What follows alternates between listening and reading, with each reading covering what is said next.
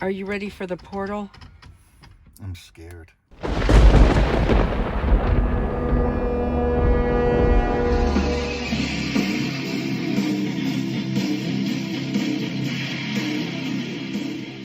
What could be lurking behind this innocent Tim Hortons drive-thru? Lurking behind this innocent-looking goose? What could be lurking behind my not-so-innocent-looking husband? Could there be a portal to hell, a gate to hell in Columbus, Ohio? Could this American location of this delicious Canadian donut drive-thru sit on top of something sinister, something dark? So, supposedly, this place is like skateboarder legend, Mm-hmm. right? Like a skateboarder was found dead here. It's a culvert, Yeah. right? Pretty tight circle. And apparently, trying to skate this thing is like mega dangerous. Now, you're a former skateboarder. Former. Okay, so Mike doesn't talk about it much, but he grew up on the outskirts of Dogtown, this area of West LA that covers both the Venice and Ocean Park beaches. Dogtown was the turf of the Zephyr skateboard team, aka the Z-Boys. They had amazing skaters like Shogo and Tony Alva and Stacy Peralta and Alan Sarlo. He learned to skate from these guys, and heck, his brother's first board was a gift from Peggy Oki. I'm going to need your opinion about the geometry of this portal to hell skateboard tunnel. Should I get my protractor out?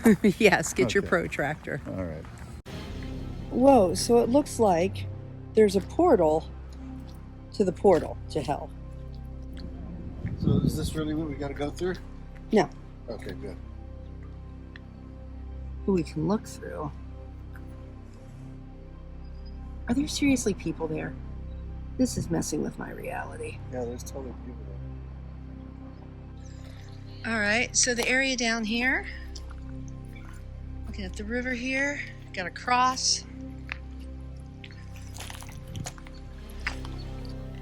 We thought we'd have the place to ourselves, but there were a few other folks around.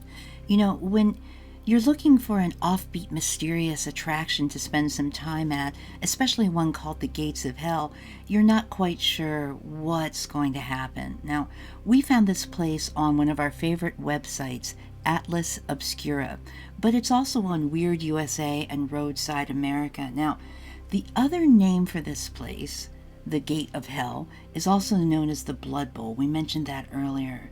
Now, when you get down here, apparently it's a giant culvert that has a weird metal fence around it. I guess that's to keep the debris out, but essentially it's this weird little tunnel. And the skateboarder legend is interesting. Sometimes it's a skateboarder when you hear the story, sometimes it's somebody on a bicycle and they're attempting to skate the culvert or ride in the culvert doing a trick, you know, trying to do a full 360 around the sides and, you know, then crashing and dying. But some versions of this legend have the guy going through the tunnel trying to ride through there, and it curves to the right and apparently the ceiling gets low and they hit their head and die. So I'm not quite sure what happened. I'm not quite sure if it did happen, but we were eager to find out what lie ahead of us at the gates of hell. Well, what lie ahead of us was a lot of metal structures and this message. Great, that's what you need, is Dante's Inferno, right? So we should mention that this is not an official roadside attraction. This was, well, it is more of a enter at your own risk kind of thing.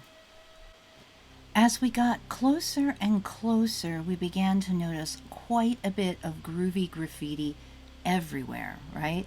On the metal gates, on the, you know, concrete in front of us, and there was this kind of, you know, sharply angled edge to the wall. And some versions of the legend that I heard also say that the bicyclist or unknown skateboarder actually didn't do their trick in the culvert. They were trying to ride the sides of this spot right here. So I leave it up to you to do your own research and decide what might be true and what might not be true.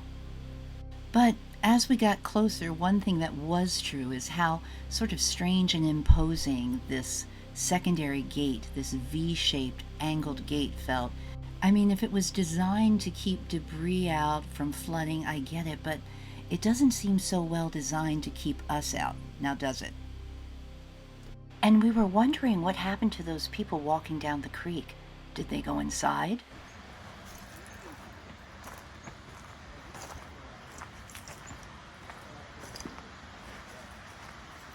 All right, I'll be Katrina, you be Jack. So Katrina Weidman and Jack Osborne, Ozzy's son, have a show called Portals to Hell, where they serve as paranormal investigators and researchers seeking out sinister places across the U.S. to see if they are indeed portals to hell. And hey, fun fact, these are some of my sketches that I've actually done for the Travel Channel. For the past 2 decades, I've been blessed to help them out working on artwork for shows like Portals to Hell, The Dead Files, Mysteries at the Museum, The Ghost Brothers, and even Ghost Adventures. Thanks, Travel Channel. But every episode of Portals to Hell begins with the same question. Is this a portal To hell. to hell? Hell. So, Yeah. professional skateboard assessment. Oh, if there wasn't a river running through it, it'd be awesome. Well, I mean, if it's dry, what do you think? Oh, this is awesome. Yeah. Huh? We went So around- our investigative moment was crashed by a few folks trying to climb down to where we were. And then it dawned on us. We realized that we were there on April 20th, 4:20. We actually showed up at 4:20 p.m., believe it or not. Oh, and even more strange of a synchronicity and coincidence, this particular portal beneath the Tim Hortons parking lot, it's on High Street. So if you find the gates of hell, be sure to let us know in the comment. Meanwhile, one love, y'all.